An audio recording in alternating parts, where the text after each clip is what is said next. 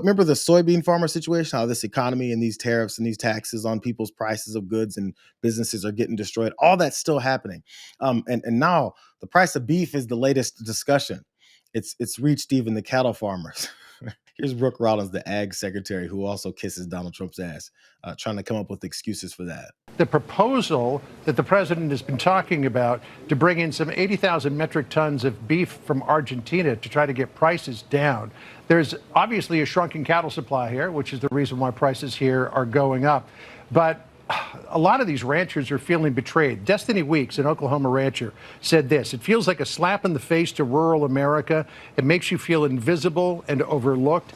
And Justin Tapper, is the president of the U.S. Cattlemen's Association, said a deal of this magnitude with Argentina would undercut the very foundation of our cattle industry. What do you say to cattle producers in this country? Yeah, there's a lot of frustration on both sides. This president has made it very clear that his promise to bring the cost of living, cost of goods down, beef continues to go up. But then you marry that with you said it, John, we've got the lowest herd in 75 years. And there's a lot of reasons for that: drought, the screw worm at the border, we've had to close the ports, etc. We consume 12 million metric tons of beef every single year in America. 2 million of that 12 million we have long imported. So the idea of importing a little bit more Argentinian beef from about 20,000 metric tons to 40,000 or maybe 60,000 out of the total 12 million will not do anything to compromise our ability to rebuild that cattle herd. For anyone to say, and again, knowing the frustration that's there, but there has been no one who has been more resolute, who has been more passionate about supporting rural America, about supporting our farmers and our ranchers than Donald Trump. And we see that over and over and over again. Just some of the confusion I think that was caused with all of that was the president suggesting that the ranchers bring their prices down. And the ranchers said, you know, this is the market sets the price of the beef. They don't control the price. Brooke Rollins, they're talking about how there's frustration on both sides when asked about how these ranchers now feel like they're being betrayed by Donald Trump. Is only her saying, defending Donald Trump in saying, well, he's frustrated by you guys too. There's new enemies being formed from this fascist administration. It's weird. The people who always supported them, who are now getting screwed and go, wait a second. Suddenly you're like, well, you guys are the problem now. The number one thing in a fascist organization and government like this, for all the minions that surround him, like Brooke Rollins, is to protect him. Like I said, the number one loyalty factor here is to Donald Trump, not to this country, not to the people, not to the constituents, not to the agencies that you run. It's to Donald Trump. So once those people that voted for this guy are upset and go, I voted for like division, racism, and bigotry. I didn't vote for me to be broke. What's wrong with you? You're selling us out. That is the message from some U.S. cattle ranchers who are furious with President Trump right now over his new plan to import more beef from Argentina. The president says he's doing it, he wants to do it, to ease record high beef prices for Americans.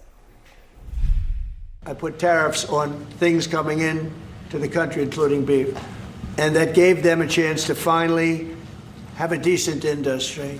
The ranchers understand that. They're so happy for what I've done. I saved them.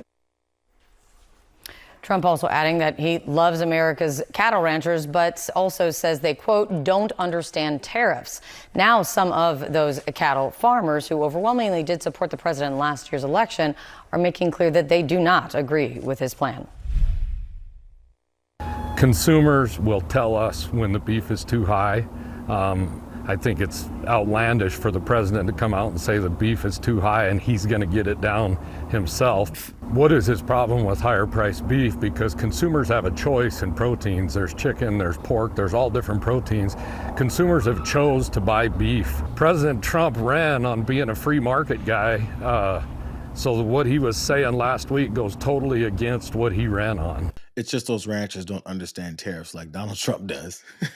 It always goes back to him. Have we not noticed that yet? No matter who it is, it all goes back to him. Remember that whole line that Brooke Rollins said at the beginning where she said, you know, Donald Trump is frustrated too with you guys? It wasn't a mistake. She said it again on Fox Business to make sure that those voters of his heard it loud and clear. as the president mentioned, and he has said over and over and over again, he loves our farmers and our ranchers. He innately understands how important they are, not just to feeding and fueling our country and frankly the world, but also to the very fabric of this nation, the sort of that frontier, independent, hardworking spirit that they have. That is the best of America. That is from 250 years ago, and they represent that better than probably anybody else in the world. So ensuring that he can support the farmers and ranchers, certainly in the beef cattle industries that we're talking about now, and the consumer, these are not mutually exclusive goals.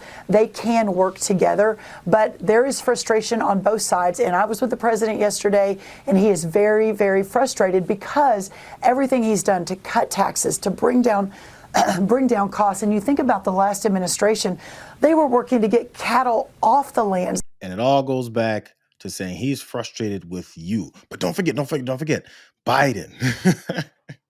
Are you that stupid? Are you that dumb? He just said it's your fault. And I'm free and clear. I love the ranchers, except for the fact that they keep doing this to me, trying to make me look bad. What's the matter with you guys? It was Biden's fault. Well, and it's your fault. And it's someone else's fault. It's never his fault. Have you heard him ever say that it's his fault? All these ranchers are upset, these cattle ranchers. Here's a post from the National Cattlemen's Beef Association back on July 4th of this year. That was around the time they were passing that bill that's screwing so many people. This is what they put up. The one big, beautiful bill has been signed into law with exclamation points. Thank you, Mr. President, for being a true friend to the America's cattlemen and cattle women. Is he still a friend to the America's cattlemen and cattle women? You posted about it. The big, beautiful bill that's fucking over so many people is not so much of a win for you guys anymore. I mean, that hasn't even really kicked into kicking your ass around. This just is tariff policies that's destroying your life. And also his commitment to paying $40 million to Argentina, and then more commitments to taking tons of beef from Argentina, and then screwing you over and saying that those prices are your fault. That is, while he gets on Air Force One and tells reporters, I'm getting the price of beef down. But as usual, with all of these plans and with his agenda and with his destructive economy, it's not just those cattle farmers that are dealing with what it is that he's done to them.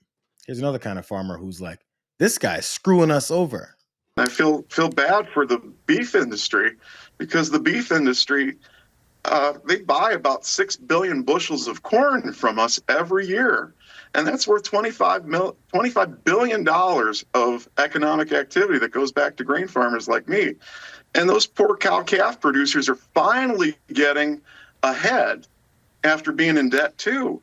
And Stephanie, the American people need to realize that only 16 cents of every dollar goes back to me, the farmer, and the rancher. And it's the packers who are making the money right now. And when I feel so bad for our seniors sitting at home saying, why are these farmers asking for a bailout? We're not asking for a bailout. Donald Trump did this to us. And unfortunately, we are hurting right now. We are the collateral damage to what's going on. And he had 8 years to plan this. Why did he put us in the crosshairs of this collateral damage? He's pointing out how they're all screwed and you're losing money. We're the collateral damage to this guy. I'm waiting for the tweet from the National Cattlemen's Beef Association, maybe also the farming, the Grain Farmers Association, the soybean farmers. The soybean farmers are coming out hardcore against him. But nothing about how he's screwing us over, and there needs to be a national conversation about removing this guy. He's destroying us.